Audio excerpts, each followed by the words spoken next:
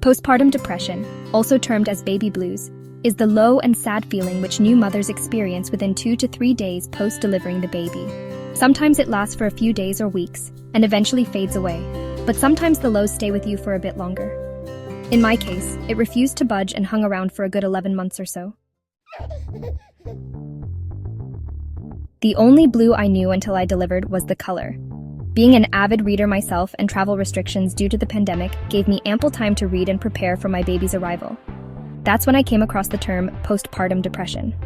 Initially, I was intrigued by this, thinking how could one of the happiest moments possibly become the start of lows in a mother's life? Until I felt it myself, and that too deeply and for months.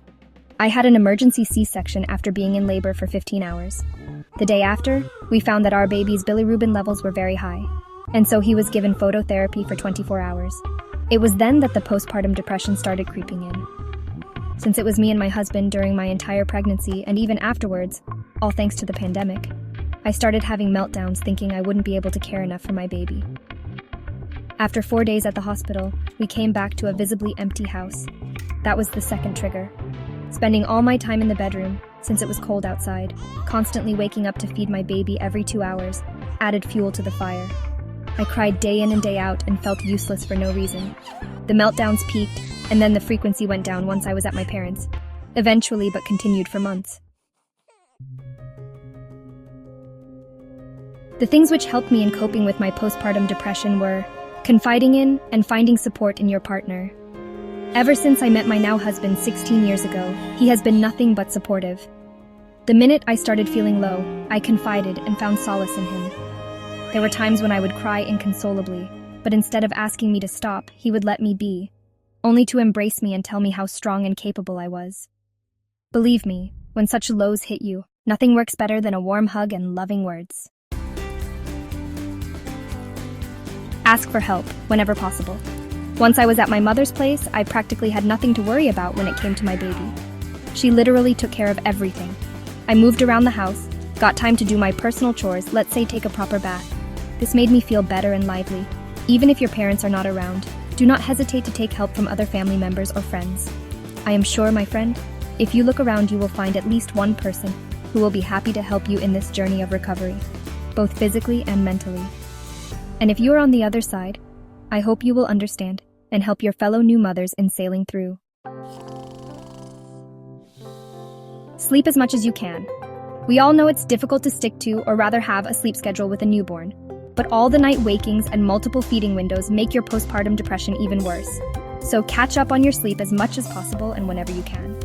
Sleep deprivation can not only take a toll on your mental health, but can severely damage your physical well-being too in the long run. Eat right. You have literally delivered a new life. Your body has just pushed out a little human being. And with all the hormonal imbalances going on, skipping meals is just not the right thing to do. You need all the energy to be up and about. At this point of time, eat what you like.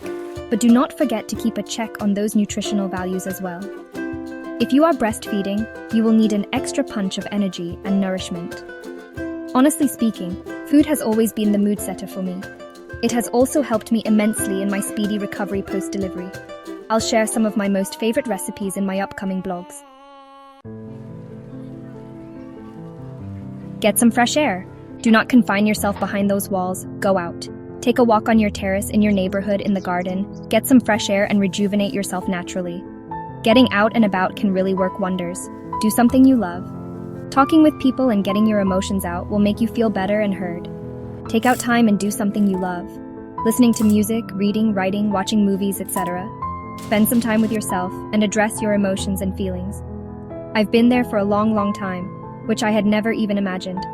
And I know it becomes difficult to remain sane and composed at times. You have got to be strong, but at the same time don't overdo yourself.